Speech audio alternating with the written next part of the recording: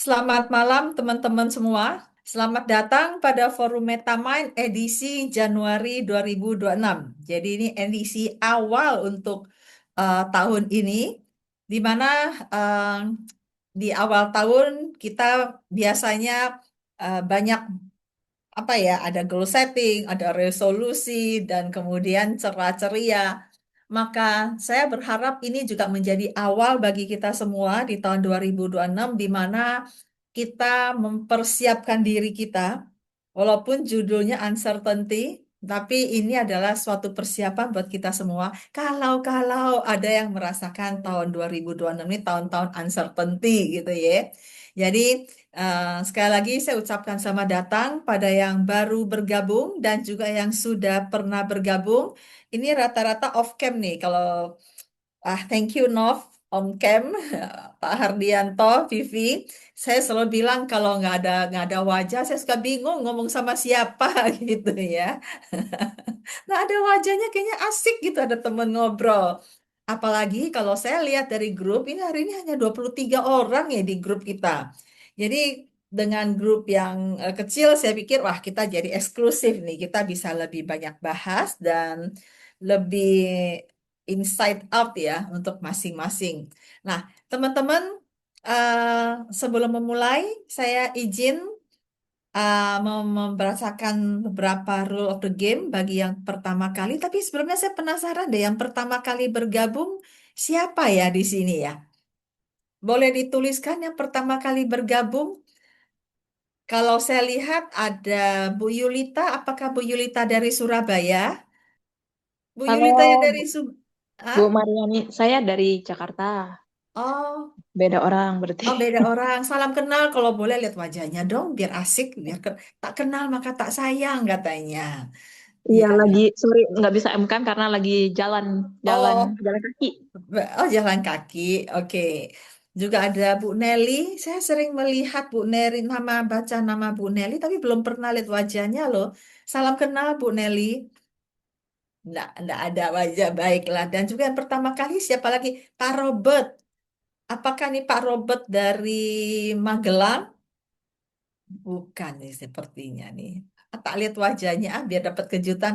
Oh, namanya Robert tapi bukan. Maaf, suaranya mute Ibu. Suaranya mute dengan Ibu siapa? Aduh, Hertanto peluk bantal asik banget. Ya Bu, sambil bobo. Di sini mendung nih, Her. Tambah pengen bobo deh. Nah, Ibu yang memakai nama Robert, wah, belum kedengaran suara Ibu. Sepertinya, oh, Juwita dari Bandung. Salam kenal Ibu. Dan juga Bu Herlin, apa kabar? Lama tak bertemu. Bu Wiwi, Malam Bu, sehat-sehat. sehat Bu? Ibu sehat? Puji Tuhan sehat. Syukurlah. Kapan kita kuliner lagi nih? Yuk, Yuk, mau yuk. Wah, Herlin ini teman kuliner waktu kita ke Jogja. Wah, pokoknya ziarah dan APG sekalian ya, Bu ya. Dan juga ada Bu Eva. Salam kenal, Bu Eva. Apakah ini Bu Eva? Bukan Bandung. Oh, auto. Bukan Bu, Baiklah. salam kenal. Pertama kali ya, Bu ya. Ya, salam kenal Bu, Oke. saya Jakarta Bu. Jakarta. Selamat bergabung, Bu Eva. Terima kasih Baik. Bu. Ya. Nah, teman-teman semua, Bapak Ibu, saya akan memulai dengan perkenalan dulu bagi kita semua. Kalau tadi kita sudah saling menyapa, nah, ada yang muncul wajahnya, ada yang tidak gitu ya. Tapi saya ingin memperkenalkan ini sebagai forum Metamind, forum terbuka untuk umum, di mana diadakan biasanya adalah hari ketiga hari ketiga, minggu ketiga. Jadi hari Rabu, minggu ketiga. Tapi khusus minggu ini adalah di hari Kamis. Untuk mengganti edisinya edisi Januari 2026. Tujuannya di sini adalah untuk belajar dan diskusi bersama, ya. Belajar dan diskusi bersama tentang pengembangan diri manusia. Jadi, saya berharap ini tempat kita diskusi, apalagi tadi saya bilang banyak orangnya sedikit nih, kita jadi tambah eksklusif nih, saling berdiskusi begitu. Teman-teman, seperti biasa bahwa waktu kita adalah 90 menit ya, 90 menit di mana akan saya sangat berharap teman-teman untuk video on, jadi kita bisa diskusi sambil melihat wajah dan suara mute karena kadang-kadang suara bisa masuk dan mengganggu, satu suara kecil mengganggu sak ruangan gitu ya. Saya dulu pernah ketawa, satu suara kecil mengganggu sak Indonesia, saya bilang, karena pesertanya dari ujung sampai ke ujung. Dan teman-teman, bahwa nanti teman-teman ini adalah interaktif, jadi kalau ada pertanyaan, teman-teman boleh langsung ngasih tanda angkat tangan supaya saya tahu teman-teman mau bertanya. Atau teman-teman juga bisa tulis di chat corner, ya, bisa tulis di chat corner sehingga uh, saya akan membacanya dan kita bisa tanya jawab begitu teman-teman. Dan berikutnya bahwa teman-teman slide ini akan dibagikan, ya, slide ini akan dibagikan tidak di grup tapi di Zoom ini. Jadi di Zoom ini nanti teman-teman akan mendapatkan linknya untuk mendownload artikelnya. Pun ini direkam, jadi kalau teman-teman, waduh saya ketinggalan nih, nanti bisa kami akan bagikan linknya di WhatsApp group seperti itu. Dan terakhir pastinya foto bersama. Tolong saya diingatkan ya Vivi, Novi. Saya sering lupa. Udah lewat baru ingat belum foto gitu lah. Oke, teman-teman. So, memasuki tahun 2026. Kalau saya bilang selamat tahun baru, udah telat belum ya? Ya, kalau di forum Metaman ini baru pertama ketemunya. Jadi boleh dong ya bilang selamat tahun baru. Dan ketika memasuki tahun baru ini, apa yang kepikiran oleh teman-teman Bapak Ibu? Boleh tolong ditulis di chat room. Di chat ya, apa yang kepikiran oleh teman-teman ketika kita New Year's Eve, jadi malam tahun baru dan siap-siap masuk tahun baru, apa yang kepikiran nih? Beberapa contoh. Kalau tahun-tahun lalu, saya kalau New Year's Eve udah seru nih. Biasanya saya di luar negeri gitu kan ya, ngumpul sama anak gitu. Dan, well, kalau ngumpul sama anak paling dinner gitu. Dan udah, karena di sana kita nggak cari kembang api. Kalau di Jakarta biasanya nyari kembang api gitu ya. Beda dengan tahun kemarin. Tahun kemarin tuh saya tidak kemana-mana, ada kelas master. Nah, yang menariknya adalah malam tahun barunya kok malah saya tidur jam setengah 9. Lebih cepet dia. Anak saya sampai kaget. Telepon-telepon biasa kan ya, telepon Happy New Year gitu. Kok nggak ada yang ngangkat dan mereka mencari-cari. Dan pagi harinya saya mikir, iya ya, saya tidurnya awal sekali. Apa yang kepikiran tuh? Bobo juga ya. Yang kelas master pasti lelah dan langsung tidur gitu kan. Jadi, apa yang kepikiran ketika masuk tahun 2026? Kalau saya baca di sini adalah ada yang bilang eh, what next gitu ya. Wah, Bu Yulita menunggu what next di 2026, betul. Yuni bilang tambah tua. Gue nggak kepikiran loh itu loh Yud. Nggak kepikiran kalau gue bakal tambah tua gitu. Ya, Novi bilang idem gitu ya. Dan kemudian Hertanto bilang bahwa Januari sudah mau di penghujung. Hati-hati makin cepat berlalu ya. Gitu ya, Her. Gua kayaknya masih semangat tahun baru deh. Paling enggak masih hujan, masih mendung gitu ya. Kalau di Metamind nih, akhir tahun tuh kita ada kelas master, teman-teman, bootcamp. Bukan berhenti, selesai tanggal 30 ya, tanggal 30. Lalu kemudian tanggal 31 kita New Year's dong ya, tanggal 1. Tanggal 2 kita udah siap dengan tugas lagi. Dan teman-teman grup master tahu betapa sibuknya. Jadi kami ada master manggung tanggal 10. Jadi benar-benar periode yang sibuk sekali. Jadi nggak berasa lo lihat tahun ya teman-teman yang ada di sini yang ikut master manggung ya.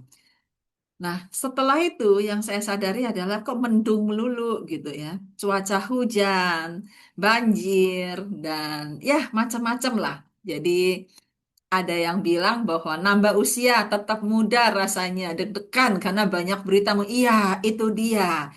Jadi berita-berita tentang apa politik, berita-berita tentang ekonomi gitu. Jadi begitu kata Yuni, sama Bu Bobo idem deh ya, kuda api, wah serba cepat, serba hot gitu.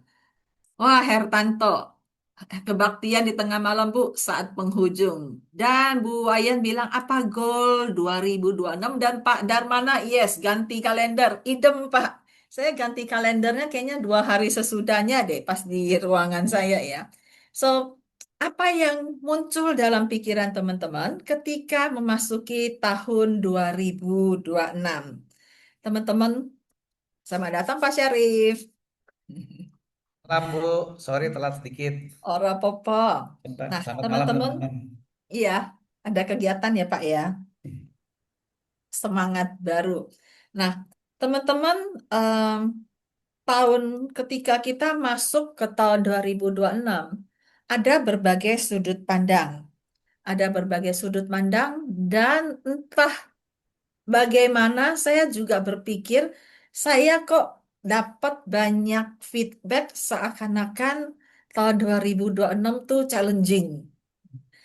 Tahun 2026 lebih challenging, lebih apa ya, lebih menantang dibandingkan tahun 2025.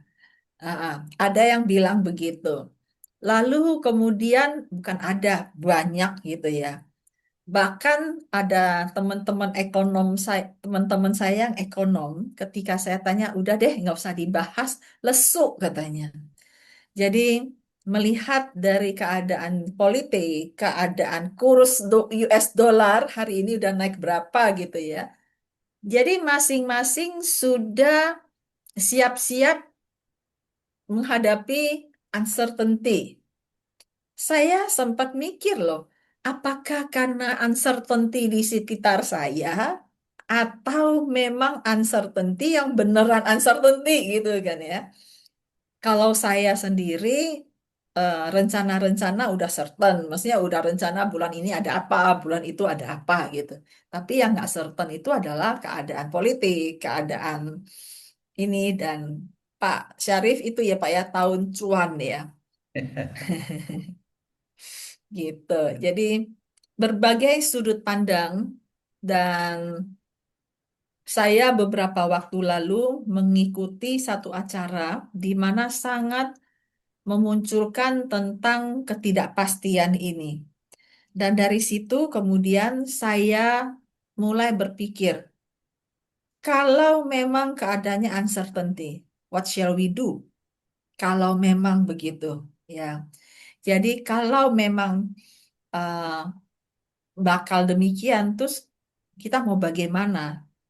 Dan tentunya kemudian saya berpikir, nah loh, saya kan seorang coach. Kalau saya mengcoach dan klien saya menunjukkan uncertainty, saya terus bagaimana gitu. Nah, yang repot adalah kalau saya ikut galau gitu kan. Ya. Jadi klien saya uncertainty, saya juga uncertainty dan sebagai coach kalau saya tidak mampu memanage diri saya, bukankah akan tenggelam dua-duanya? Nah, minggu minggu setelah tanggal 10 ya, hari ini tanggal 22. Berarti minggu 7 hari pertama saya mulai menyimak keadaan dunia. Wah, setelah di karantina ya dengan master yang panjang dan acara ini kayak orang di karantina gitu loh. Saya mulai melihat, oke, banyak orang membicarakan tentang tahun yang penuh tantangan. Oke, baiklah, mungkin iya, mungkin enggak gitu. Tapi kita as a coach, kalau saya pun punya pemikiran dan demikian, boleh nggak? Oh boleh. Tapi kalau kita mengcoach orang lain, terus kita perlu bagaimana? Betapa saya ingin mengajak kita untuk melihat kembali kita as a coach. Nah, by the way, saya bicara coach ini bukan berarti semuanya harus wajib jadi coach ya. Tapi even untuk diri sendiri, menjadi coach untuk diri sendiri. Jadi ini menjadi pemikiran buat saya dan em, ikut prihatin juga ya kalau misalnya kita sendiri berada dalam uncertainty, kemudian kita nge-coach orang dengan hawa yang sama pula gitu kan. Nah, inilah awal mulanya kemudian saya memulai coaching in uncertainty. Bahkan saya rencana mau bikin program online terkait dengan uncertainty ini nih. Tentang eh, rencananya seminggu hanya sekali tentang sistemiknya, tentang decision making in uncertainty. Tapi ntar lah ya, lebih kepada bagaimana peran kita sebagai seorang coach. Jadi Novi ketawa nih, karena gue uncertainty juga ya.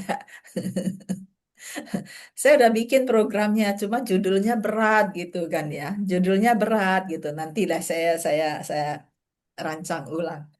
Nah, apa sih uncertainty itu, teman-teman? Ya, apa sih uncertainty itu? Pernah nggak teman-teman menghadapi keadaan yang uncertainty? Pernahkah? Nah, boleh tolong di-share. Apa itu uncertainty bagi teman-teman? Atau mau langsung bersuara juga boleh. Kalau Pak Syarif kayaknya udah siap-siap nih untuk mengatakan apa bagi Pak Syarif, Pak, uncertainty. Jadi uncertainty itu adalah apabila Mm-mm. kita belum tahu apa yang akan terjadi. Hmm. Jadi kita seperti menebak ya, tapi kita sudah bikin perencanaan, tapi masih ada sekian persen, 30%, 20% pasti tetap ada ya. Hmm. Tapi itu sesuatu yang kalau saya sih nganggap itu sesuatu yang wajar gitu loh. Kalau kita bisa menebak 100% ya enak banget gitu. Tapi kan hidup tidak seperti itu. Itu kalau menurut Hmm. pandangan saya dan kalau saya menghadapi uncertainty, karena saya termasuk orang yang suka ngambil resiko, ya saya hadapin gitu, nggak terlalu saya pikirin gitu, capek kata saya. Karena Iya. once kita gini-gini, uncertainty itu akan menjadi certain pada saat kita udah mengalami. Nah, pada saat kita mengalami, misalkan kita planning salesnya bagus, ternyata turun. Pada saat kita udah capek kondisi itu, kita bisa lakukan sesuatu lebih mudah. Jadi ya kayak gitu aja, itu suatu siklus saja sih kalau menurut saya, ya. Jadi nggak perlu, kalau saya nggak terlalu khawatir gitu loh. Mm-mm. Kayak Oke, kita mati itu pasti kan, tapi kan matinya atau kayak apa kapan? kita nggak tahu gitu. Iya. Baik, thank you Pak Syarif, thank you. Nah, kalau saya baca di chat room, itu uncertainty itu ada kesempatan baru di dalam ketidakpastian dunia. Je. Lalu kemudian November, Desember, apa? Oh, mungkin bukan ini ya. Lalu kalau Novi bilang, wah rempong deh si opsional menghadapi uncertainty dan trend. Baiklah. Nah, Yuni mengatakan bahwa kalau menurut saya, setiap hari pun tidak ada yang certain, Bu. 5 menit ke depan pun kita nggak tahu secara pasti apa yang akan terjadi. Yes, it is. Uncertainty, situasi yang nggak pasti lebih di masa depan. 1 menit ke depan aja udah masa depan ya, Nov ya. Oke, thank you. Nah, em, saya ingin men-sharekan screen saya. Nah, ketidakpastian, ketidakjelasan, seperti yang disampaikan oleh Pak Syarif tadi bahwa eh, certain itu kalau kita sudah mengalaminya, udah pasti gitu ya. Uncertainty ketika kita belum tahu gitu. Iya, betul. Dan saya ingat bagaimana kalau di perusahaan-perusahaan itu kan suka bikin planning tuh ya, ada business kick off, ada planning demi planning gitu. Dan eh, termasuk saya juga punya planning. Jadi saya ingat sebelum COVID nih ya, sebelum COVID ya, saya planning 1 tahun gitu ya. Dan saya masih ingat waktu menjelang COVID, jadi itu tahun 2020, 2019 saya udah susun planning, ada kelas ini, ada kelas ini gitu ya. 2 bulan pertama saya jalan-jalan, pulang Maret ada kelas gitu ya. Dan kita bicarakan, tahu-tahu begitu saya pulang, lock out, dan kemudian kelasnya dimundur, undur, sampai kemudian September gitu ya. Jadi sesuatu yang udah dirancang. Pada saat itu, praktis kalender 1 tahun itu batal semua gitu. Ya, batal semua karena ya udah nggak ada kegiatan, nggak ada apa-apa, shutdown gitu. Dan itu benar-benar nggak jelas, nggak pasti. Dan kemudian satu hal lagi yang saya ingat, Awalnya ketika COVID itu saya seneng, hore, lockdown 2 minggu, saya liburan saya ditambah 2 minggu, seneng. Tapi kemudian nambah lagi 2 minggu, nah lo, nambah lagi, nah lo, sampai kapan gitu ya? Padahal kalender training udah di depan mata gitu. Ya kelasnya batal, ya income gua batal gitu. Yang menarik adalah gini, saya ingat April waktu itu, habis saya ikut misa online, saya baca WA, ada teman saya bilang, Bu Mar, pernah coba waktu itu apa ya, Skype ya, masih Skype zaman itu, ngajar online, belum, belajar yuk katanya. Dan saya di sana bertemu dengan 3 orang, 4 orang, dan bersama-sama kami bikin namanya Everyday Online Sharing EOS kalau nggak salah. Itu boleh dibilang kelas yang pertama kali online setiap hari dan gratis. Itu online pertama tuh. Dan saya bersyukur bertemu dengan mereka dan saya belajar online, padahal saya anti online dulu. Nah, yang menarik adalah begini. Saat online, kita tuh 5 orang. Senin saya, besok siapa 5 orang mengisi. Dan topik kita tuh kita nggak usah rencana jauh-jauh. Dadakan, pasti ada peserta. So, di dalam ketidakpastian, ada kepastian, pasti ada peserta. Bahkan bulan Mei, saya nyoba-nyoba, atau sebelum bulan Mei, saya nyoba-nyoba cari duit. Oke, bikin kelas online. Kalau sebelumnya saya bikin flyer itu 1 tahun di depan, berapa bulan di depan. Waktu itu bikin flyer sehari sebelumnya saja masih laku training. Ya, kebayang nggak sih? Jadi besok mau ngajar apa, hari ini saya bikin flyer, lalu saya broadcast di WhatsApp group. Trainingnya rame dan itu berbayar. Waktu COVID tuh. So, dalam ketidakpastian, ada kepastian gitu. Nah, kemudian Lebaran. Jadi saya punya online yang gratis, ada yang online yang berbayar. Lebaran jalan nggak kelasnya? Nggak jalan, kita pada mau kemana? Nggak ada yang pulang kampung juga. Kita jalan deh ya. Iya deh, bikin bikin bikin judul gitu. Ramai juga di hari H gitu ya. Jadi di situ saya melihat bahwa dalam banyak orang takut dengan unknown, tapi sebenarnya ada kepastian di dalam. Itu yang ingin saya sharingkan. Dan di situ saya benar-benar merasakan gile ya, gue bikin acara 1 tahun bisa batal gitu ya, tapi gue bikin acara besok hari ini gue jual laku gitu. Nah setelah Lebaran, flyernya kalau saya bikin deh sehari sebelumnya udah enggak gitu ya, udah sedikit. Saya perlu bikin H-7, masih laku H-7. Tapi seiring dengan banyak yang bermain, banyak yang mulai online, H-1 bulan. Nah ini mulai lagi ketidakpastian.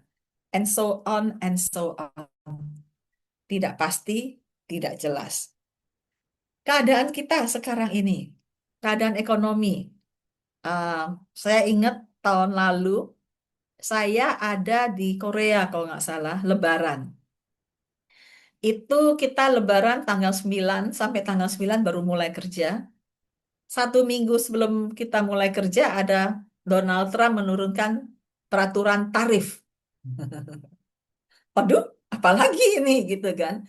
Dan saya masih di luar negeri, saya memperhatikan negara demi negara mulai menceritakan apa bagaimana negosiasi, sementara kita di Indonesia masih tenang-tenang, masih liburan soalnya Idul Fitri ya. Dan saya menunggu apa yang terjadi dengan tarif dan kemudian ekonomi berubah ya, ekonomi berubah dan kemudian perjalanan dan sepertinya selalu ada aja dadakan gitu.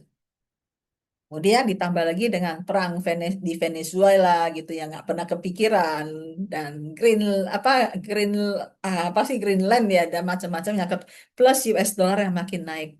Pantas sih kalau ada orang yang mengatakan uncertainty.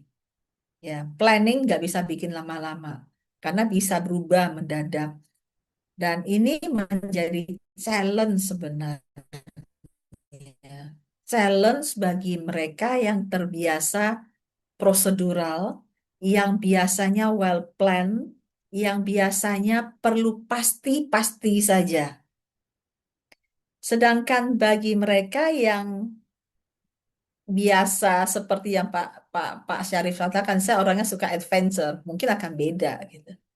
So dari ketidakpastian, ketidakjelasan ini, Coba teman-teman cek. Yang pertama adalah uncertainty ini kemudian seakan-akan unknown, tidak tahu. Unknown. Kita masuk area yang kita tidak tahu. Seperti saat COVID. Apaan sih ini gitu ya. Saya tadinya seneng, weh, liburan 2 minggu. Berlanjut. Apaan sih gitu. Unknown. Dan ketika unknown, ini sebenarnya kita masuk ke area yang bukan berarti satu misteri sebenarnya. Tapi kata unknown itu menjadi sesuatu yang kemudian menimbulkan insecure. Coba teman-teman cek, benar nggak sih ketika masuk wilayah yang uncertainty, yang kita tidak pasti, akhirnya kita jadi nggak tahu. Ketika nggak tahu, kita merasa insecure, nggak aman. Dan ini akan semakin tidak aman bagi mereka yang semuanya serba pasti, semuanya baik-baik aja, termasuk untuk seorang coach. Ya. Dan apa efeknya ketika ada insecure ini? Pasti otomatis akan mempengaruhi produktivitas. Dan bagi banyak orang ini menjadi anxiety. Makanya mental health gitu kan, kesehatan mental.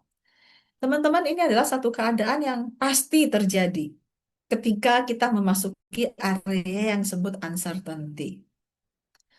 Ini sesuatu yang pasti kita akan temukan, terutama dalam era-era sekarang yang teknologi tinggi, ya, selalu high-tech ada lagi. Apalagi dengan AI ini, wah, ketika nonton satu video saya akan bilang ini AI atau bukan ya, untuk memastikan gitu ya. Dan saya pun berusaha untuk belajar hal-hal yang saya belum tahu. Tapi ada masih sebagian orang yang ketika unknown ya unknown saja. Yang terjadi adalah ketika unknown, apakah kita mencari tahu? Atau kita biarkan diri kita berada dalam ketakutan atas unknown itu? Itu pertanyaan buat kita semua. Pernahkah teman-teman masuk ke satu wilayah, contoh yang lain ya, pernah nggak sih teman-teman uh, pergi ke satu tempat yang teman-teman tidak tahu? Kalau sekarang sih gampang, ada GPS, ya, langsung nggak bakal nyasar. Bagi Pak Syarif, cerita dengan Pak Syarif kecil puluhan tahun lalu, ketika Lebaran nyetir, bukan ya sama keluarga, ya, kita ke Jawa. Zaman itu mana ada GPS? Yang ada adalah peta, terutama dari Kompas tuh ya, ada peta gede, peta yang semuanya ingin pasti akan mengikuti peta itu dengan tertib dan macet ria gitu ya. Bagi saya akan mencari jalan tikus. Jalan tikus yang mana yang paling cepat supaya cepat sampai di rumah gitu ya. Walaupun kita nggak tahu nih bakal nyasarnya kemana gitu. Nah, itu juga unknown sebenarnya. Ya, itu juga unknown. Nah, zaman dulu saya berani ambil resiko seperti itu. Nggak tahu bagaimana dengan teman-teman. Akan lewati jalan yang sama. Kalau tanpa GPS loh ya. Kalau sekarang sih, wah udah ada GPS deh. Akan kelihatan macet di mana, nembus di mana gitu kan. Namun ini yang terjadi. Nah, di sini kemudian saya ingin mengajak teman-teman, apalagi kalau diri kita adalah seorang coach. Dan coach, saya akan sampaikan bahwa bukan hanya sebagai coach, tapi untuk coach diri atau leader buat orang lain. Ya, apa yang akan kita lakukan saat kita benar-benar masuk ke unknown? Ini adalah satu siklus, ya, di mana uncertainty, unknown, insecure, anxiety. Nah, di mana kita perlu stop? Apakah kita perlu nunggu anxiety dulu? Apakah kita perlu nunggu low productivity dulu? Baru kita mulai tanganin.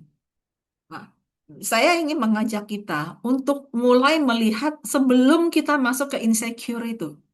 Sebelum kita masuk ke hal-hal yang kita bilang unknown. Unknown itu pasti. Tapi bagaimana kita mensikapinya? Ingin melihat, mengajak teman-teman untuk coba bereflektif sedikit. Pernahkah teman-teman mengalami ini? Dan udah sampai di mana? Sampai di anxiety kah? Sampai meluk lutut, nggak bisa ngapa-ngapain? Ada, kalau nggak step back sedikit, insecure. Nggak pasti nih gua. Dan insecure ini juga bagi mereka yang di pekerjaan gua bakal kena PHK nggak ya? Tempat kerja gua nih masih aman nggak ya dengan keadaan ekonominya yang sekarang?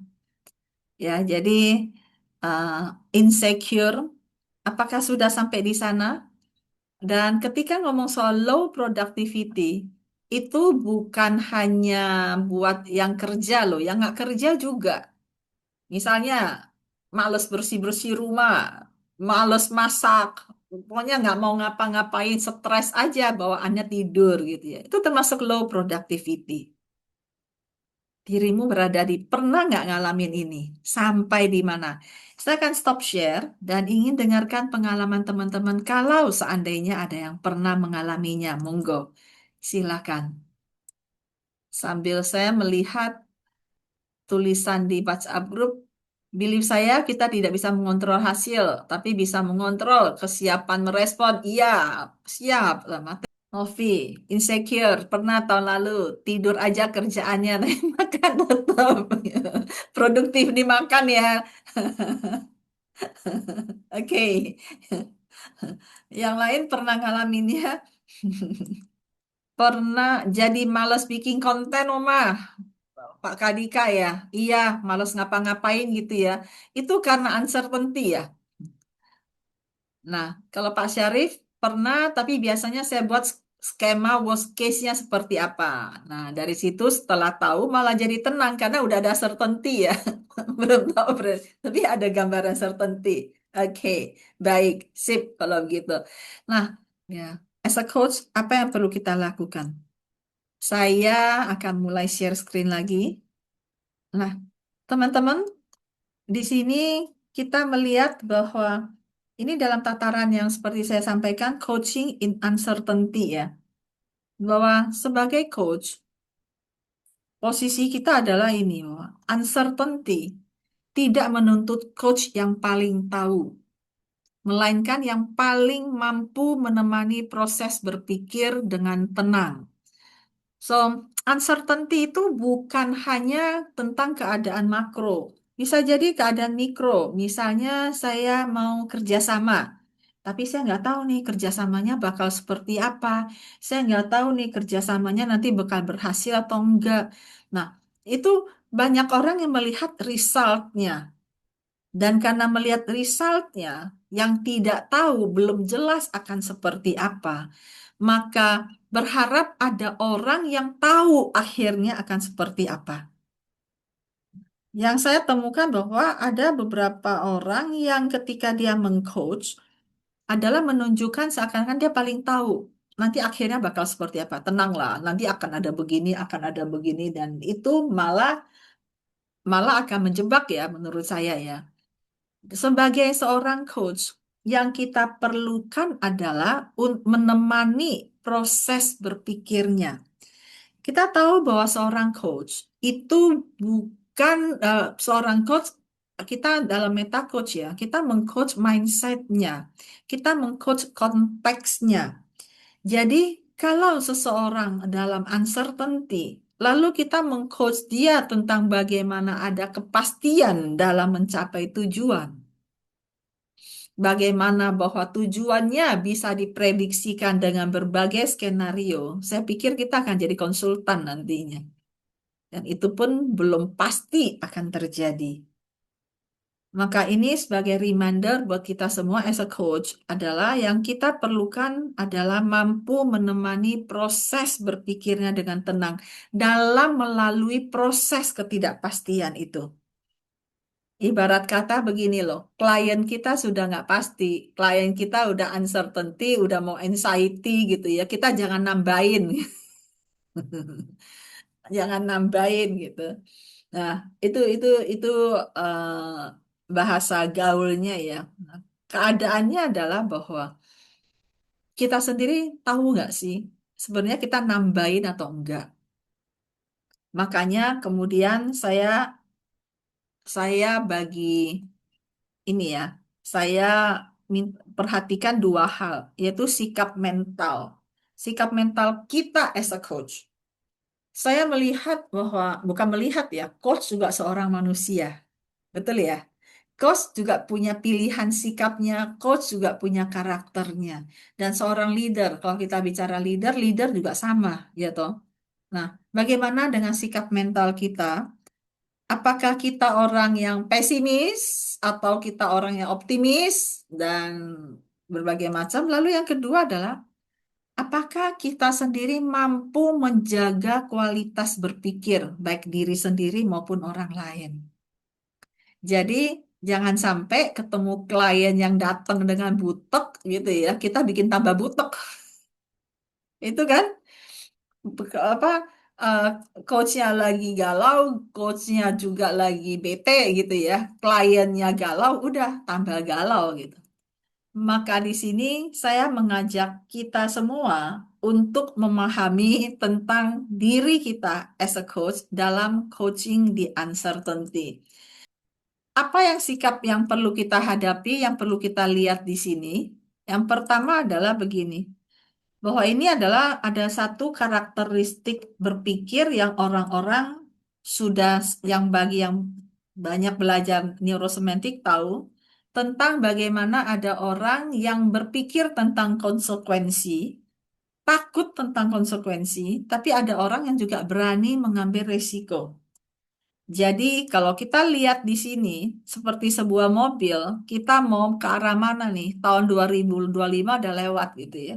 Kita mau menuju 2026 dan ini lagi badai lagi ya, hujan gitu ya. Kita mengenal ada orang yang namanya away from dan ada orang yang namanya, bukan namanya, yang cenderung berpikir towards. Ini adalah karakteristik berpikir. Mereka yang karakteristiknya banyak away from, nama lengkapnya ada away from pain. Away from pain ini artinya dia berpikir hal-hal yang bakal terjadi, yang bakal kelabu. Nanti eh, nanti gimana kalau begini? Nanti kalau bagaimana begitu? Apa yang perlu dihindari?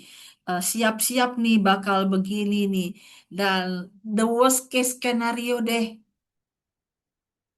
Nah, kalau orang yang cenderung away from itu banyak melihat dari tahun yang sudah berlalu, karena itu udah pasti gitu loh.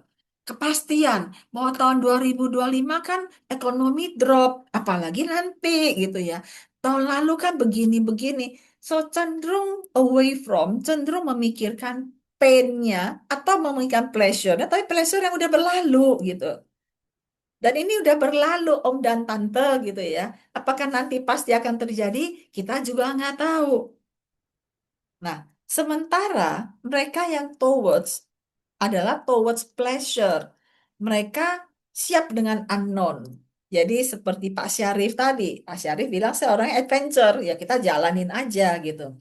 Jadi eh, bagaimana kita berani mengambil resiko menghadapi apa yang bakal terjadi. Kemudian berikutnya ini adalah gambar di mana ada orang yang karakteristiknya adalah away from dan ada yang towards dan kemudian di sini pain, pressure, unknown. Kalau sampai di sini, teman-teman Bapak Ibu semua, dirimu termasuk yang mana? Ya, coba ingat-ingat. Dirimu itu termasuk yang mana? Kalau Pak Syarif, seburuk apapun kondisinya, akan ada ceruk peluang daripada fokus ke buruknya.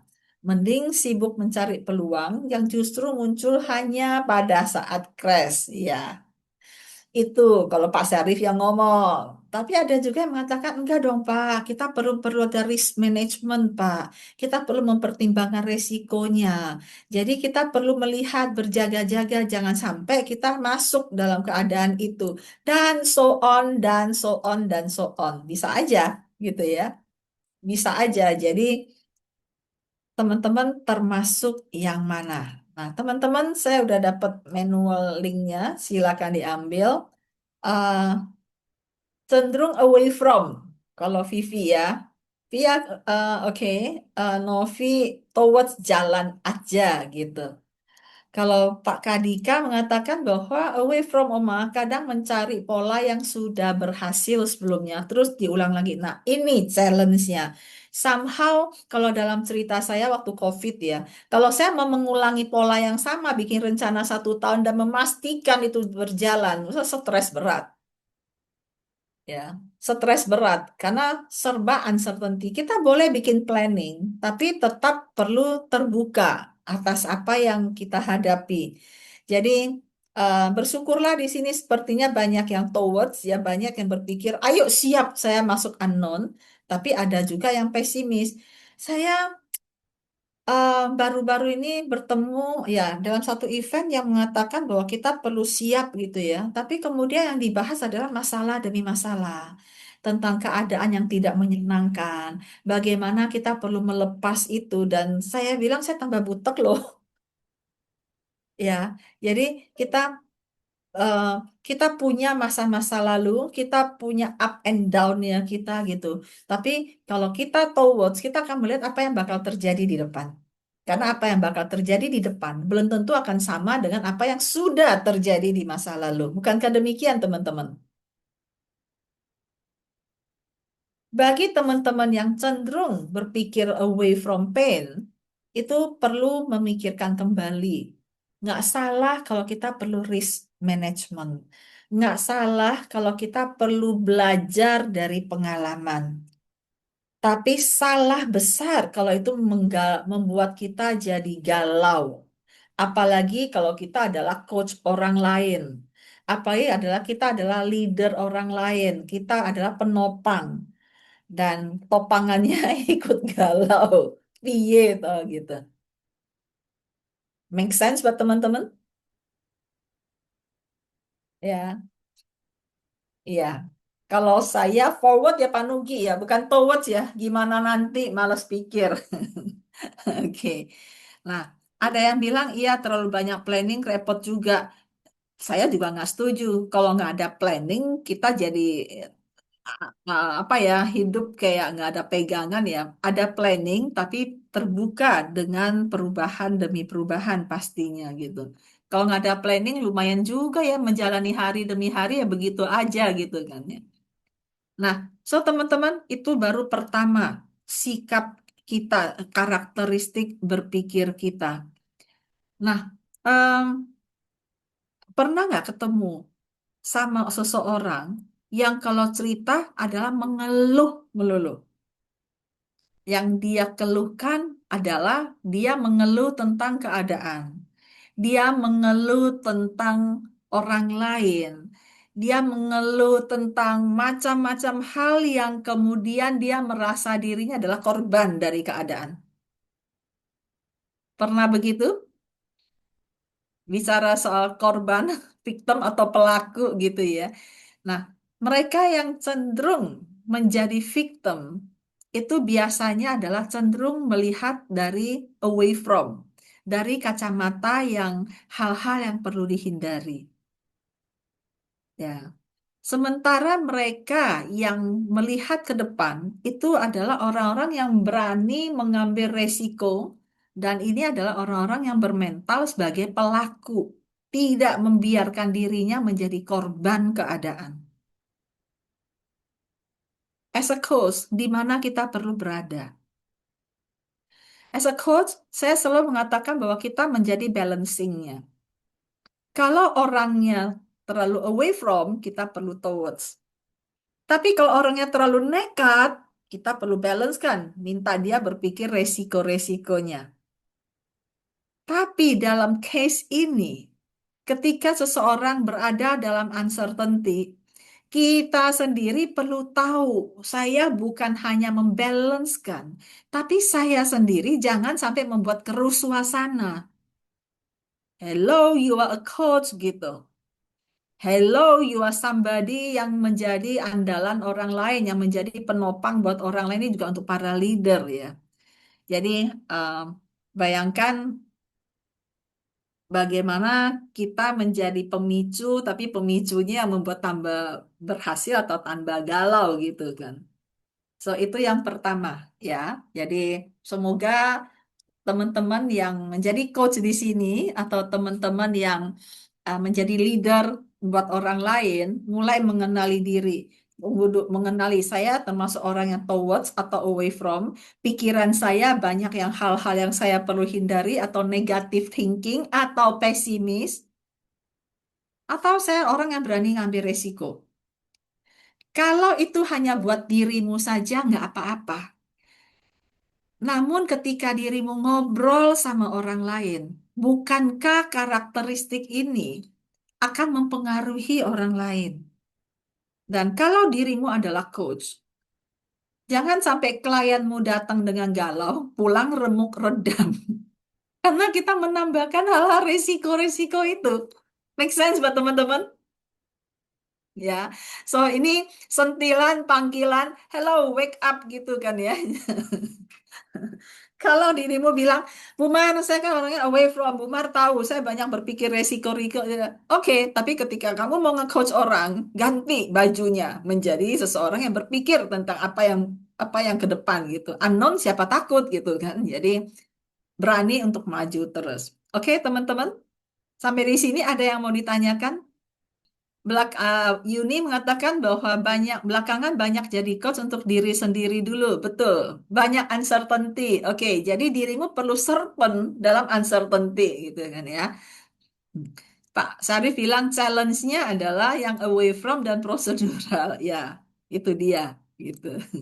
Oke, baik. Teman-teman sambil intermezzo saya mau sampaikan bahwa link untuk materi sudah saya kirim ke WhatsApp grup, ke ruang chat. Jadi silakan di-download di sana karena tidak akan dibagikan di WhatsApp grup. Ya, oke. Oke, kita lanjut teman-teman. Nah, lalu kemudian yang kedua, ya, kalau tadi adalah sikap mental kita sebagai seorang coach termasuk yang mana, maka yang berikutnya adalah eh, halo, apakah saya masih di sini? Tidak hang kan ya? Oke, enggak. Nah, yang kedua adalah tentang pandangan kita nih. Kalau tadi saya bilang sikap mental kita towards away from. Yang kedua adalah bagaimana cara kita berpikir. Kita manusia yang punya pikiran dan perasaan, gampang kepancing orang, gampang kebawa orang, dan kemudian gampang berada dalam keruh pikirannya sendiri. Kalau lagi sendiri boleh. Tapi kalau dirimu sedang bersama dengan orang lain, apalagi menjadi coachnya orang lain, apalagi adalah leadernya orang lain, perlu mampu berpikir jernih, bahasanya begitu ya, berpikir jernih bahasanya. Nah, artinya bahwa dirimu perlu punya kuasa atas dirimu sendiri. Bagi yang pernah ikut APG, ini adalah salah satu teknik dari power zone. Ya, tahu kekuatan pikiranmu, tahu perasaanmu, dan mampu membedakan mana yang fakta, mana yang persepsi. Banyak informasi-informasi di luar sana yang hanya informasi saja yang melalui pikiran mereka diterima menjadi persepsi. Lalu persepsi menjadi persepsi sosial, akhirnya membangun belief. Dan belief itu masuk sosial media, nyebar dengan cepatnya, dan akhirnya menjadi-jadi.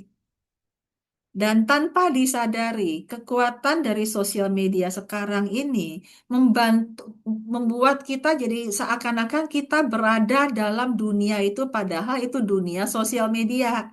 Itu dunia yang disebarkan lewat komunikasi yang belum tentu jelas, belum tentu bisa dipertanggungjawabkan. Tapi kita hidup di situ. Kita hidup dalam carut marut yang tidak jelas, yang mana fakta, yang mana belief. So, as a coach, kita perlu bisa membedakannya. Bahasa gampangnya gini, jangan gampang ke bawah hoax. Ya, dan saya juga seringnya apa ketika lagi malos gitu ya, yang saya lihat tuh adalah belanjaan gitu kan ya, wah masuk ke sini belanjaan ikuti ya, wah kebawa deh gitu ya, wah ini murah itu murah gitu. Nah itu untuk yang impulsif buying tempo hari. Dan perlu sadar, kalau lagi males-malesan sih oke, bolehlah untuk berleha-leha sedikit, tapi tidak ke bawah. Nah, ini yang jarang kita sadari sih. Dan sekali lagi, as a coach, setiap informasi yang diberikan itu perlu difilter. Ini fakta atau ini belief? Ini hanya persepsi atau ini data? Make sense buat teman-teman? Karena yang jelas, ini akan membuat kita akan semakin galau nggak jelas. Dan sebaliknya, semoga membuat kita jadi semangat, semakin semangat. Nah, itu suatu keadaan yang somehow kita tidak sadari. Nah, teman-teman silakan, saya akan stop di sini dulu. Dua hal yang perlu kita miliki, yaitu sikap mental kita as a coach. Dan kemudian yang kedua adalah kemampuan untuk memilah-milih itu fakta atau bukan. Ada pertanyaan dari Pak Syarif. Apa ya, Pak? Coba kita lihat. Bagaimana memvalidasi itu belief bukan fakta klien. Nah, ini. Ketika kita berhadapan dengan klien, pasti dia datang dengan tujuan, gitu ya. Tapi kemudian tujuannya adalah menangani masalah. Gitu toh? Rata-rata mereka begitu. Ataupun punya tujuan, nggak ada masalah. Tapi nggak tahu cara mencapainya. Itu masalah dia, gitu kan. Nah, ketika klien kita datang dengan suatu permasalahan, kita perlu mampu berpikir kritis, menanyakan dia, bagaimana kamu tahu ini menjadi masalah? How do you know this is a problem? Atau bagi yang sudah pernah belajar praktisioner, ada metamodel.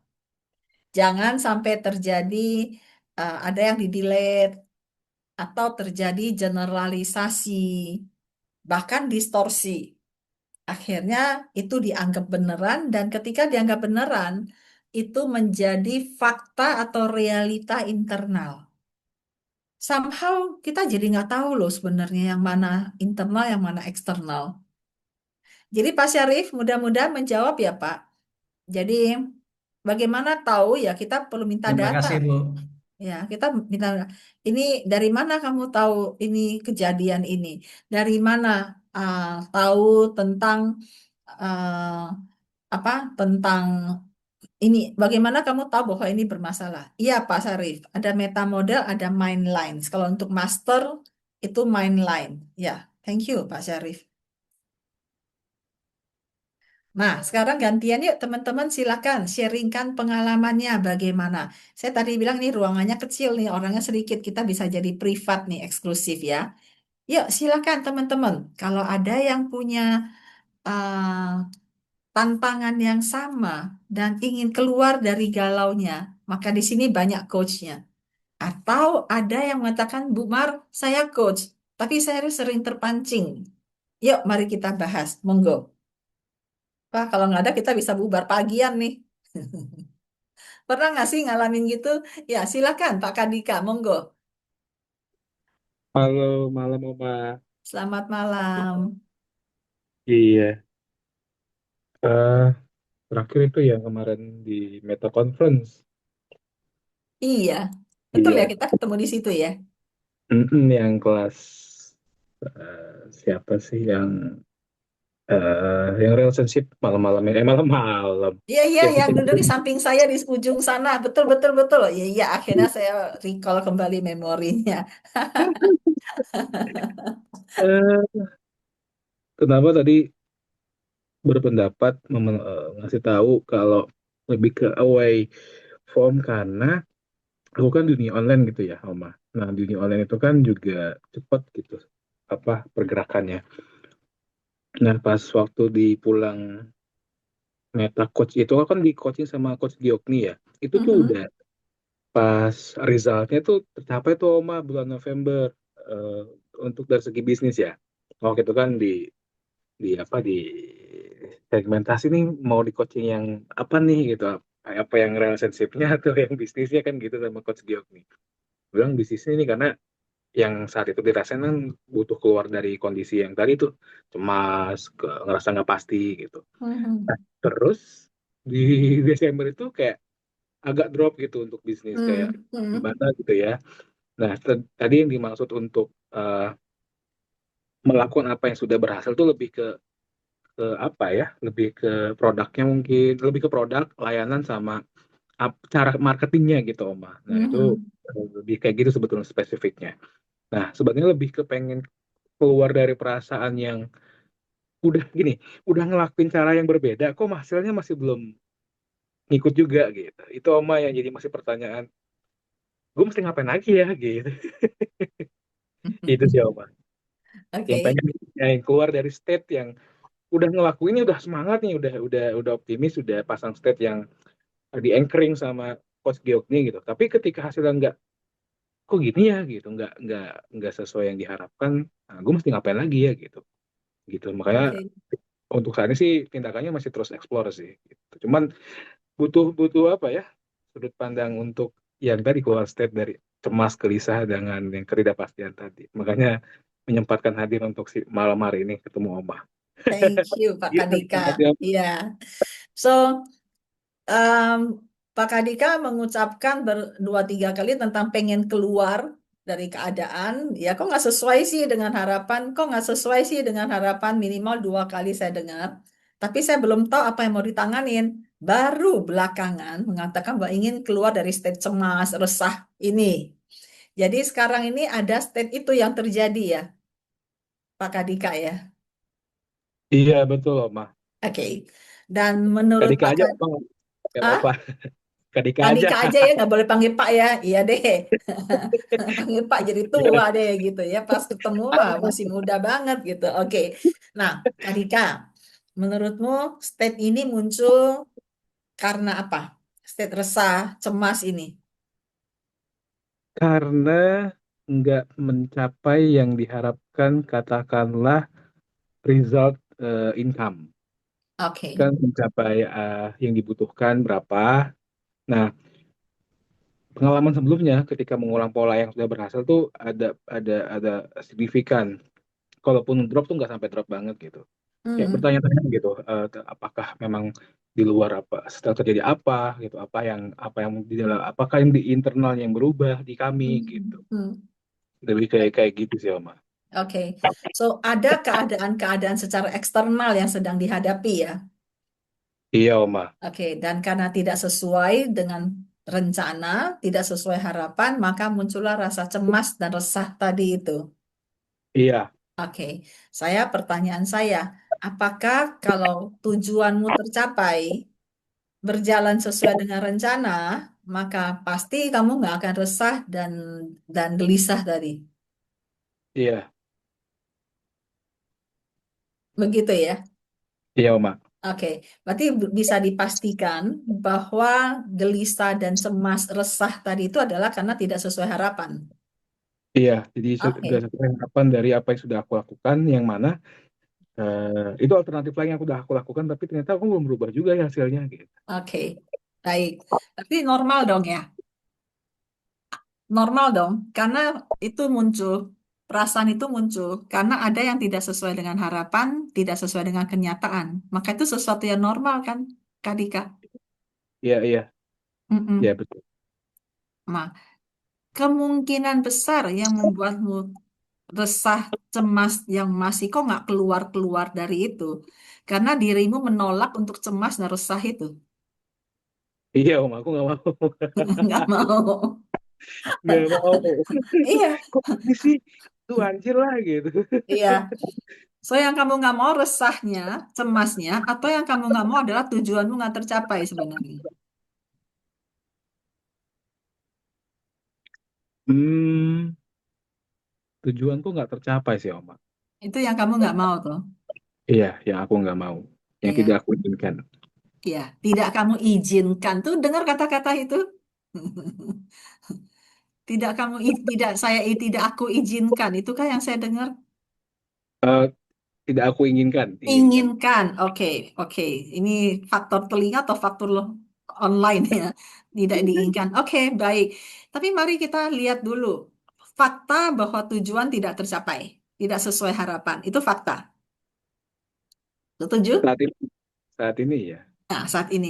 Dan fakta bahwa semua orang akan punya perasaan yang sama kalau memang tujuan tidak tercapai atau belum tercapai. Itu fakta juga kan? Iya, fakta juga. Iya. Nah, itu yang perlu diterima dulu. Yang terjadi adalah ketika kita menolak perasaan itu, kita jadi salah fokus.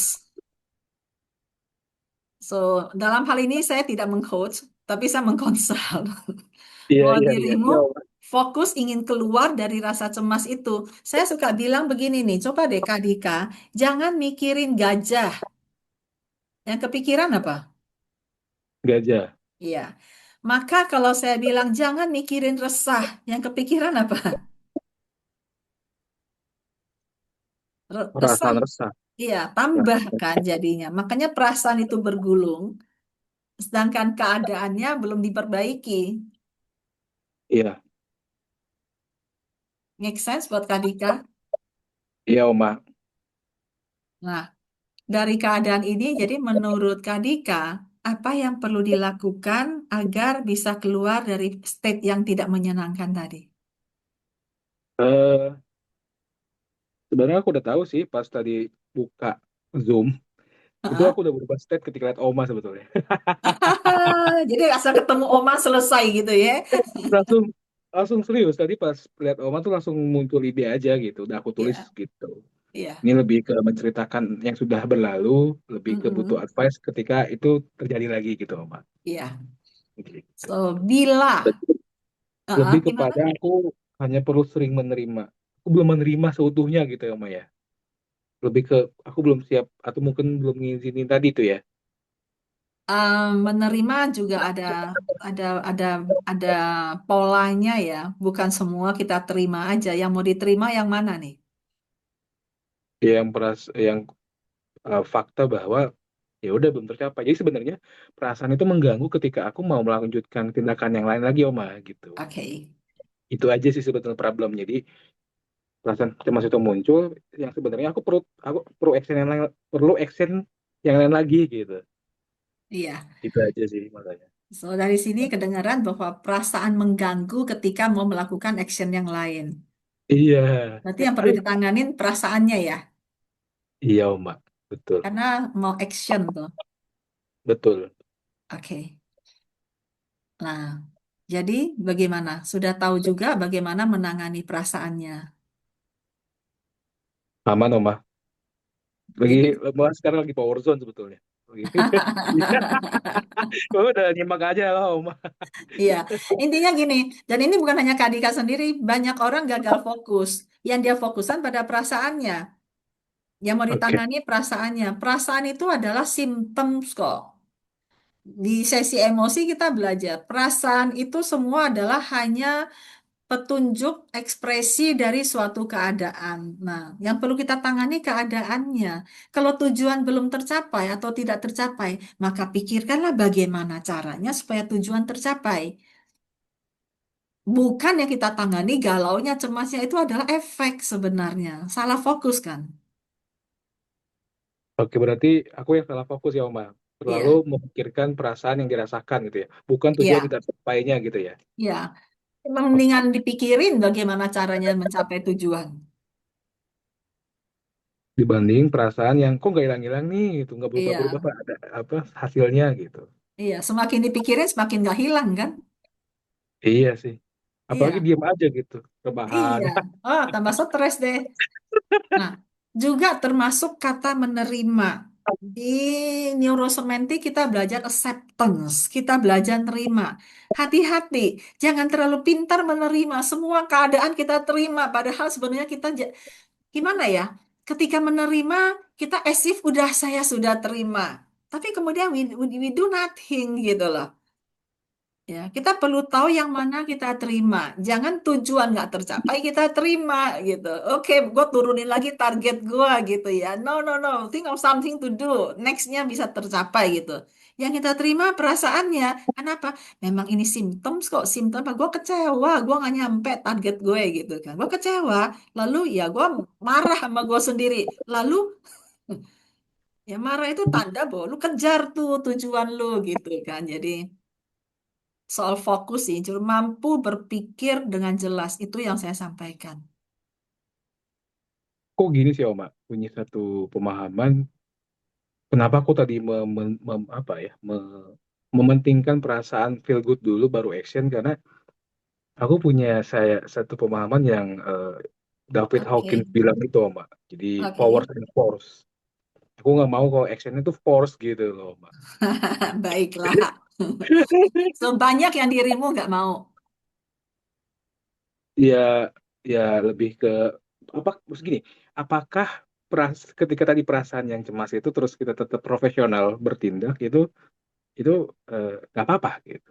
Oke, jawaban saya adalah sangat tergantung dari seberapa profesionalnya dirimu menangani emosimu sendiri. Emosi Oke. setiap orang punya kok. Itu hanya pendamping kita. Kalau kita mau profesional, ya dua-duanya dong. Jangan bawa perasaan yang nggak keruan. Oke, Kak Dika, kita sambil Ya, menunggu gantian thank you, yang thank lain you. juga ya. Iya, Ya, thank you Kak Dika. Dan ini adalah contoh yang real yang banyak orang ngalamin Kak Dika. Thank you atas contohnya. Em, emosi mempengaruhi kita, iya gitu. Cuman kita mau fokus ke yang mana. Menerima is one thing, tapi bukan berarti menerima dan kita pasrah tidak melakukan apapun. Yang mana yang kita terima. Nah, as a coach, saya akan melakukan seperti itu.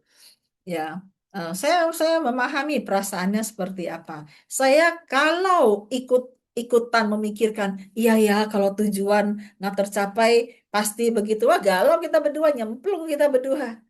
Nah, coaching in uncertainty adalah perlu kitanya as a coachnya perlu tahu kita gimana gitu. Semoga membantu Kak Dika. makasih Oma. Terima kasih. Dan Kak Dika juga udah punya jawabannya lah ya sebelum masuk ya. Thank you, thank you. Nah, teman-teman yang lain bagaimana? Silakan, yuk kita curcol, kita bahas. Ah, menjadi coach itu menyenangkan, bertemu dengan aneka macam karakteristik seseorang gitu ya. Pada dasarnya setiap orang tuh indah adanya. Setiap orang itu unik dan punya kekuatannya sendiri. Nah, seorang coach ketika dia melihat, apakah dia melihat pada kelemahan orang itu, pada kalau dia away from, dia akan melihat pada hal-hal yang apa ya, membuat tambah galau atau mampu melihat towards tadi yaitu kekuatan ataupun hal-hal yang unknown tadi. Nah, kita lihat ada Yuni udah angkat tangan nih. Yun, mari Yun, silakan Yun. How are you? Thank you Bu. Thank you. Izin izin nggak pakai kamera Bu, karena kalau pakai kamera ntar pasti hilang semua suaranya. Oke. Oke, Bu, kalau misalnya tentang Mhm. uncertainty itu menyambung tadi Pak Kadika, udah uncertainty akhirnya jadi galau, mood jadi terganggu itu kan biasanya udah sepaket ya Bu ya. Salah gak kalau misalnya yang dicari itu kenapa apa yang membuat kita mungkin lebih ke meaning kali ya. Misalnya s- eh, pusing nih atau apa nih gitu. Apa kenapa ini bikin bikin pusing dan eh, sebenarnya kekhawatiran main worry-nya itu apa? Salah gak Bu kalau misalnya berpikir seperti itu? Oke. Salah sih enggak. Salah sih enggak. Sehat Hmm. atau enggak? Efektif Oke. atau enggak? Oke. Efektif kalau itu membantumu untuk move on. Pengalaman saya, ketika seseorang berada dalam satu kegalauan, ketidakpastian, lalu berusaha mencari why. Kalau di perusahaan, di manufacture, banyak tuh root cause problem solving. Mencari root cause-nya supaya bisa problem solving. Gitu kan ya. Hmm. Iya. Dalam hal emosi, itu sebenarnya sama. Cuma yang beda adalah orang gagal fokus gitu. Ketika ada emosi, cari why-nya itu adalah why emosi itu kita perlu pahami. Emosi adalah sebuah simptom. Jadi bukan bertanya why saya beremosi seperti ini. Karena semakin Hmm. tanya kenapa saya jadi begini, kenapa saya gitu, duh Oh, nasibku oh, oh, oh. itu Bukan Bu, tambah, bukan. ya toh? Itu Tambah itu kan? langsung victim mode on ya. Ya. Tapi kemudian yang dicari adalah ini simptom apa? Ah, Ya lebih ke kayak eh, kenapa misalnya ada satu kondisi, kenapa kondisi ini mengkhawatirkan saya?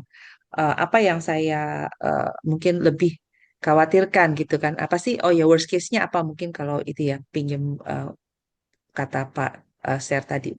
Worst case-nya apa? Misalnya ini, apa yang eh, sama juga ya Bu ya? Root cause ya? Begini, kalau mau Hmm. memakai cara seperti itu, apa yang bikin saya khawatir? Itu kan sebenarnya juga masuk ke frame of mind itu kan meta question sebenarnya. Apa yang membuat saya khawatir? Ada kejadian tertentu. Nah, ketika itu ditanyakan, maka itu adalah masuk ke ranah kognitif kan, berpikir. Nah, Oke. ini menjawab pertanyaan Kak Dika tadi, profesionalisme. Kalau saya mampu menganalisa secara profesional, itu adalah kognitif, artinya tidak melibatkan perasaan. Itu akan aman, Iya. itu. Jadi misalnya khawatir itu udah perasaan ya. Apa yang membuat saya khawatir? Akan berbeda dengan apa yang saya khawatirkan. Ya, itu kan Ah, satu itu, pertanyaan ya, dasar kan. Apa yang saya ya. khawatirkan ya keadaan. Terus ya Hmm. keadaannya yang sebenarnya akhirnya tambah kacau, tambah galau. Iya. Kita Heeh. melihat pada hal-hal yang membuat kita jadi pesimis. Makanya saya bilang kalau karakteristik kita away from, kita perlu segera Hmm. shift. Oke, shiftnya gimana? Oke. Oke, apa yang membuat saya khawatir? Oke, karena biasanya kalau begini nih bakal begitu dulu resikonya. Oke, biasanya. So, apa yang perlu saya lakukan supaya nggak biasa kan? Oke. Yang kita tangani biasa, yang tidak biasa toh. Atau ada yang begini, saya mengkhawatirkan dan kemudian melihat worst case skenario. Bagus kalau bisa bikin itu. Tapi ingat, tetap profesional. Artinya ketika sudah dapat worst case skenario-nya, dipikirin, jangan dibawa ke perasaan. Iya, iya, iya, iya. Gitu. Oke. Nah, Heeh. ketika kita dipikirkan secara kognitif, oke, kita punya kemungkinan akan terjadi resiko seperti ini. Ini adalah resiko yang diperhitungkan, gitu kan ya. Dan sebenarnya lebih pada konsekuensi ya. Nah, ketika kita mulai melihat itu, maka kita bisa antisipasinya tuh. Hmm. Yang bahaya adalah coachnya juga away from. Jadi ketika melihat worst case skenario, wah, dan kemudian yang dipikirkan bagaimana eh, antisipasi is one thing, tapi another thing adalah pesimis, rasa was-was. Nah, itu kejadian itu akhirnya coach sama kliennya sama-sama galau akhirnya, ya kan? Somehow coach nggak menyadari itu. Coach akan bilang ini adalah antisipasi. Somehow coach mengira ini adalah best case untuk worst case gitu. Tapi yang dikeluarin semua adalah masalah. Tambah galau. Itu sih, Yun. Make sense nggak Thank you, buat kamu? Bu. Hmm. Make sense. Make sense. Maksudnya eh tetap cari misalnya, sorry ya Bu, saya kalau ngomong kebelepotan. Jadi kalau misalnya ada worry, oke, worry-nya itu lebih ke apa?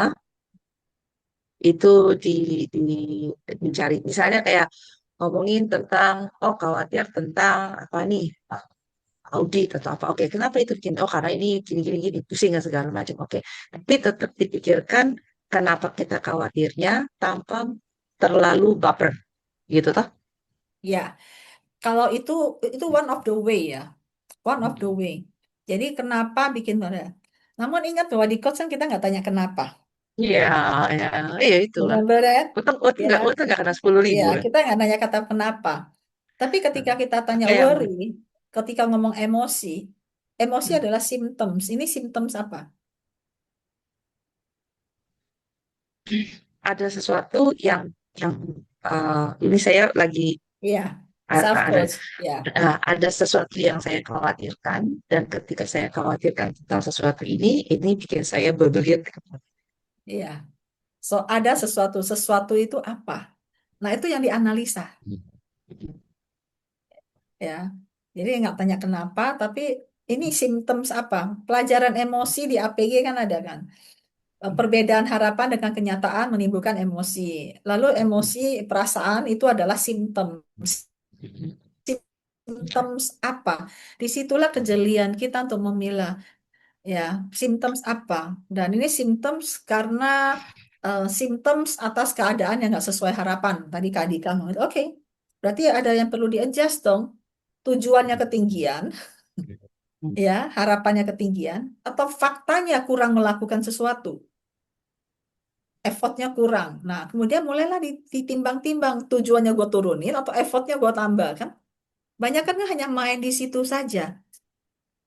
Nah, so as a coach kita mampu melihat dengan jelas dan lakukan dengan jernih. Kalau seorang coach banyak bertanya kenapa, kenapa, dan banyak filosofi dan alasan di baliknya, gue tambah keruh, butek. Ditambah lagi, coachnya juga berpikir away from, kamu perlu ini nih, kamu perlu itu, dan semuanya itu adalah tentang masalah. Halo, masalah selesai belum tentu tujuan tercapai. Ya, Kali lagi saya ulangi ya, masalah selesai belum tentu tujuan sudah tercapai. tercapai. Iya. Aduh, Ya, oke. jadi itu sih Yun. Oke. Siap, thank you, Bu. Jadi bagi yang sering self coach diri sendiri, jangan kejebak. Nah, teman-teman, saya punya slide terakhir yang saya ingin sharekan. Ehm, Tunggu ya, mau saya hilang lagi nih. Em, Bahwa kita tidak dalam menghadapi uncertainty, kita tuh tidak perlu berhenti berusaha. Kita tidak perlu berusaha untuk terus menghilangkan uncertainty itu. Berhenti. Mulailah belajar untuk tetap presence, hadir, mengambil keputusan, dan memimpin diri sendiri dalam menghadapinya. Contoh yang tadi yang Kak Dikatanya dan Yunitanya tadi. Bahwa kita sering terjebak, akhirnya jadi nggak presence. Yang kita fokus, yang kita hadapi apa, kita fokusnya kemana, itu kan nggak presence. Semakin saya berusaha menghilangkan resanya, semakin jadi resanya. Itu kan teorinya kan. Nah, itu yang perlu kita sadari ketika kita melakukannya, teman-teman. Ya. Dan kemudian yang berikutnya lagi adalah bahwa eh, tunggu nih.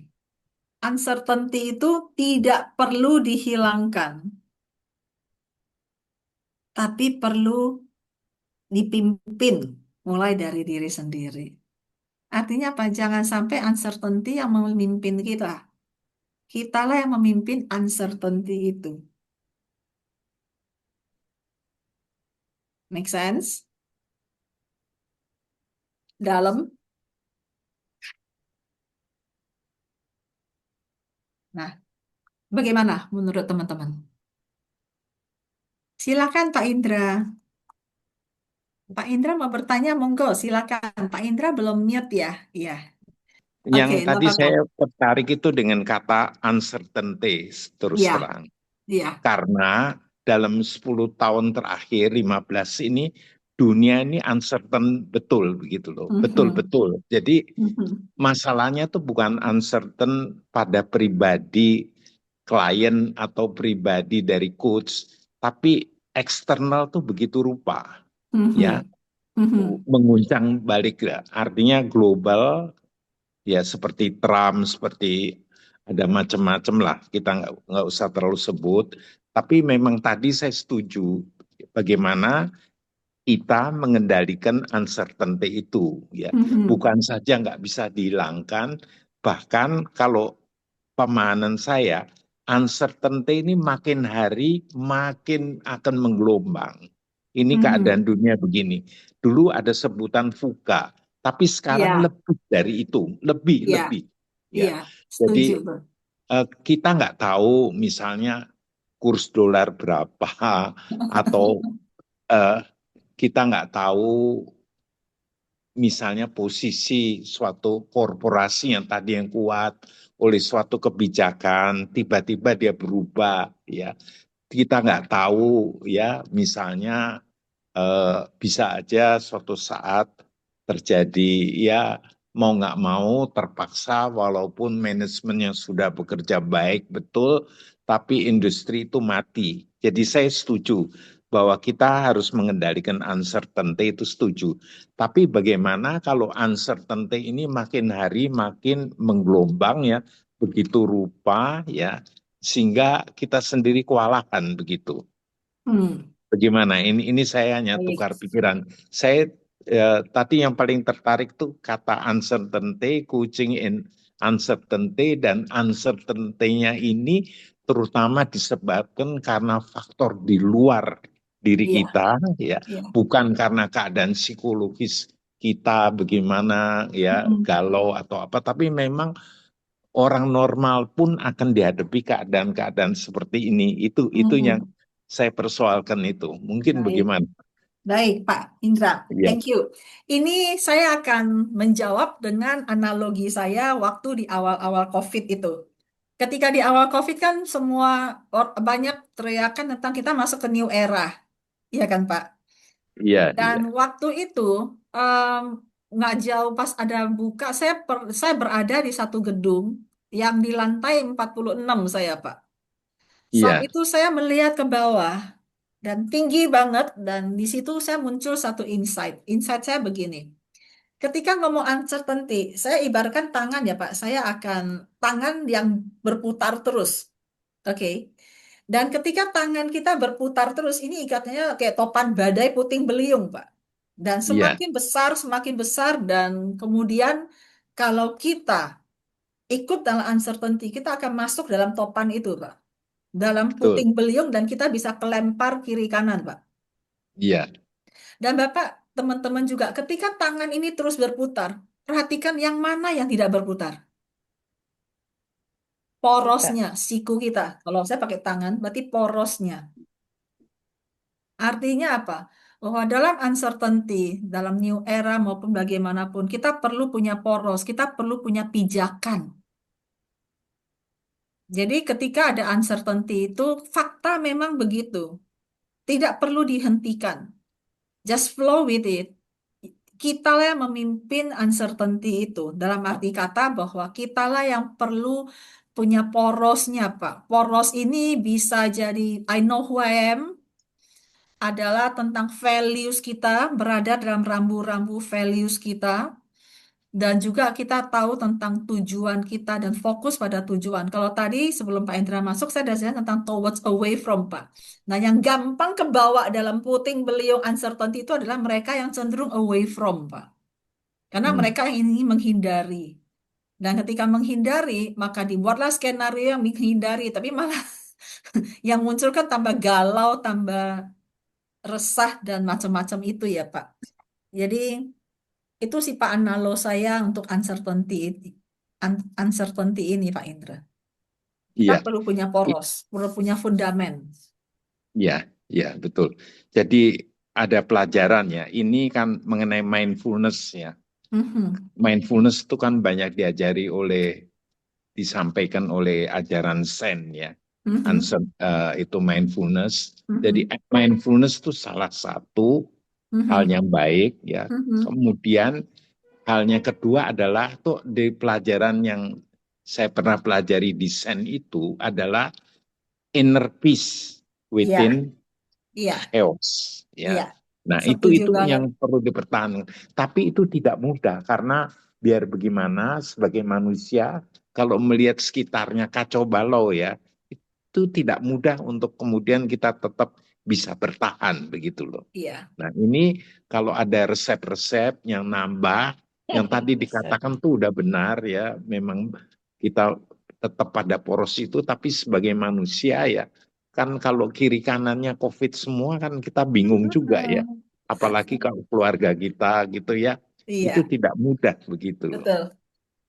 Iya, Itu aja makanya yang saya mau katakan. thank you Pak Indra, thank you. Ah, That's why saya ah, berusaha di dalam sesi singkat ini memberikan sedikit ya, inspirasi buat teman-teman untuk lebih aware dengan keadaan ini. Dan kalau bagi mereka yang cenderung berpikir away from, yuk kita mulai towards yuk unknown. Itu adalah unknown sebelum kita melakukannya, dan ya bagaimana kita memimpin uncertainty itu sesuatu yang filosofis banget ya Pak Indra ya. Tapi Ya, ini adalah doable sebenarnya kalau kita ada mampu empower ya, diri kita sendiri. ada dikatakan juga dalam keadaan seperti ini di satu pihak kita harus adaptif ya. Iya, Kan sekarang adaptif. manajemen itu katakan adaptive management. Tapi adaptif bukan berarti kita kehilangan identitas kita Iya, gitu loh. Jadi betul. kita bagaikan air, tapi air kita tuh tidak mau, ya artinya misalnya airnya ada dalam botol kita itu tidak mau tercemar gitu loh. Kita menggelinding katakan di dalam botol, tapi kemudian kita tetap memelihara kejernihan gitu. Tidak Betul. kena kontaminasi dari sekitarnya. Adaptif sih adaptif, tapi tidak begitu saja menghilangkan atau kemudian mengkhianati prinsip kita, values kita gitu. Kurang lebih Setuju. pendapat saya begitu. Betul sekali. Terima kasih Pak Indra. Ya, Ini kapan-kapan perlu ngajak Pak Indra untuk sharing-sharing lagi nih sudut pandang dari ya, Bapak. Luar biasa ya, sekali. Thank you Pak Indra. ya, Thank you. sama-sama ya. Senang Ya, sekali Pak Indra bisa join nih Pak. ya, Sering-sering ya baik. Pak bagi-bagi nasihat buat kita semua. Enggak, ya, ya. Bapak Oke, pengalamannya baik. Oke, ya thank tapi you. bagus Ya, sama-sama ya. sama-sama Pak. Ya, Dan ya. teman-teman, ini sekaligus menjadi penutup buat kita semua. Kita mungkin ada yang mau, sebenarnya udah waktunya juga ya. Jadi kita akhiri saja. Pertama kita foto bersama yuk teman-teman. Nyalakan kameranya supaya kita bisa melihat wajah sebelum kita foto bersama. Mari kita foto bersama. Silakan. Dan biasanya Vivi yang bantuin saya foto. Tapi foto inti. Oke, sepertinya hanya satu layar ya, hanya 16 orang, jadi cukup satu layar saja. Iya. Kita foto. Nah, Bu Wiwi. 1, 2, 3. Yeah. Ya. Oke. Satu lagi, Udah, satu Bu. lagi. Satu Apa lagi. ini? Oke. Cuan, cuan, cuan. Cuan. Sarangnya gitu ya. Oke. Baik, kalau gitu. So, terima kasih teman-teman semua, Bapak Sama-sama Ibu, ya. atas partisipasinya, juga atas input-inputnya, Pak Indra, Pak Syarif, dan Ya, teman-teman. mari. So, ingatlah Ya. bahwa kita nggak perlu berusaha menghapus uncertainty, tapi bagaimana kita yang memimpin dan terutama diri kita sendiri. Seperti yang dikatakan Pak Indra, bahwa punya inner peace, ya. Yang dikatakan Mariani, punya porosnya, know who you are, dan ini akan membuat kita cenderung berpikir towards ya, jangan away from terlalu banyak, malah masuk dalam perasaan nggak jelas Ya, gitu. So anyway, selamat malam teman-teman. Terima kasih. ya. Sampai bertemu kita di WhatsApp group, kita bahas di sana.